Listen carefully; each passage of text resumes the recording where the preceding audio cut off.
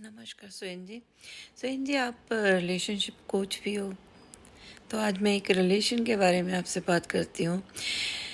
सुहेन जी, जो जवाई होता है, हम दामाद कहते हैं, सन इन लॉ कह लो, वो कैसा भी हो, उसको घर में बड़ी इज्जत मिलती है जी। आज मेरा जवाई आया, ये आया, वो आया, उसकी बड़ी इज्जत होती है, चाहे वो बुरा हो चाहे अच्छा हो, लेकिन उसको इज्जत ही देते हैं। लेकिन एक जो बहू होती है, नूंह होती है, डॉटर इन लॉ होती है, जिसे हम अपने घर में लेके आते हैं, वो जितना मर्जी काम कर ले, जितना मर्जी लोगों को इज्जत दे ले, घर वालों को, लेकिन उतनी उसकी उतनी रिस्पेक्ट नहीं होती। ऐसा क्यों? दामाद अजीज क्यों और बहू जो है वो परेशानी का सबब क्यों, ये सवाल है। इसमें मनीषा जी बात बड़ी सीधी सी है, दो कारणों से है। एक है समाज, दूसरा है पैसा।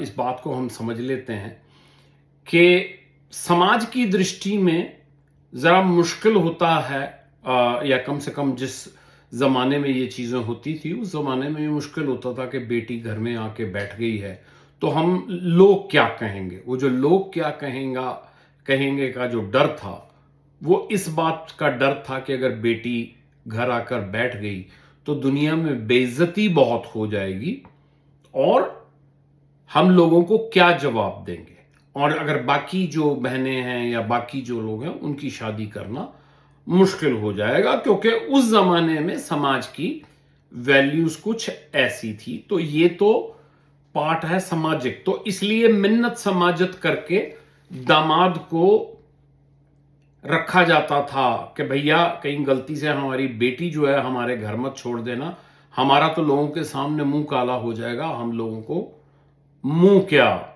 दिखाएंगे। यही सोच जो है वो बहू के अगेंस्ट जाती थी कि अगर ये ज्यादा हम पे रोब जमाएगी या हमारा कहना नहीं मानेंगी तो हम इसको इसके घर छोड़ आएंगे, और इस डर से, इस भय से, इस शर्मनाक का बात की वजह से ये और इसके मां बाप जैसा हम चाहेंगे वैसा वो करेंगे, हम अपनी मनमानी कर सकेंगे। तो दोनों रिश्तों में बाजू मरोड़ी जा रही है अलग अलग तरीके से।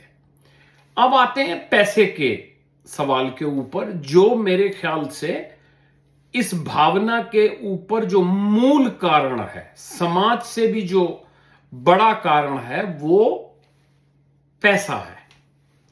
वो कैसे कि बड़ा उधार लेकर, गहना बेचकर, ऐसे वैसे किसी तरीके से लड़की ब्याई जाती थी, काफी खर्च हो जाता था, काफी कर्जा आ जाता था। अब क्योंकि कर्जा चढ़ जाता था और काफी खर्चा हो जाता था, तो अगर लड़की वापस आ जाएगी तो उसको पालना, उसके बच्चों को पालना या दोबारा से उसकी शादी का सोचना, वो अफोर्डेबिलिटी से बाहर हो जाता था। क्योंकि सिर्फ एक संतान तो होती नहीं थी, संतानें कई होती थी, तो एक ही बच्चे के ऊपर तो बार बार उसकी शादी, बार बार उसको पालना तो वो पॉसिबल नहीं होता था ना, क्योंकि ज्यादातर बड़ी फैमिलीज होती थी, चार चार छह छह बच्चे होते थे। तो जो आपने बर्डन उतारा, मतलब उधार लेके आपने शादी करी है, जो भी कुछ करा, वो बर्डन आप पे वापस आ गया। बहू के केस में भी तकरीबन तकरीबन यही होता था कि अपनी औकात से बढ़कर लड़के की शादी की जाती थी, बारात लेके जाया जाता था, लेन देन में और बारात में बहुत ज्यादा खर्चा हो जाता था। और जो बहू आ जाती थी तो वो थोड़े दिन के बाद, क्योंकि एक बार आपने दहेज ले लिया, सामान ले लिया, पैसे ले लिए, वो सब तो ले लिया, लेकिन उसके बाद वो घर में एक एडिशनल मुंह हो जाता था, जिसको खाना पिलाना पड़ता था, जिसके कपड़े सिलवाने पड़ते थे, उसके ऊपर खर्चा होता था। तो वो जो एडिशनल फाइनेंशियल बर्डन आ जाता था, वो बुरा लगना शुरू हो जाता। मेरे से अगर आप पूछें तो मैं कहूंगा कि ये कहानियां रिश्तों से ज्यादा कहीं पैसों के आसपास घूमती हैं। आपको याद होगा, फिल्मों में भी देखा होगा या आपने अपनी जिंदगी में भी देखा होगा कि बड़े घर की अगर लड़की हो और बार बार हर त्योहार के ऊपर पैसे आ रहे हैं या सामान आ रहा, तो वो बुरा नहीं, वो बहू बुरी नहीं लगती थी। तो ये थोड़ा समाज और थोड़ा पैसे का खेल है। पहले ज़्यादा होता था, अब थोड़ा सा कम है, लेकिन अभी भी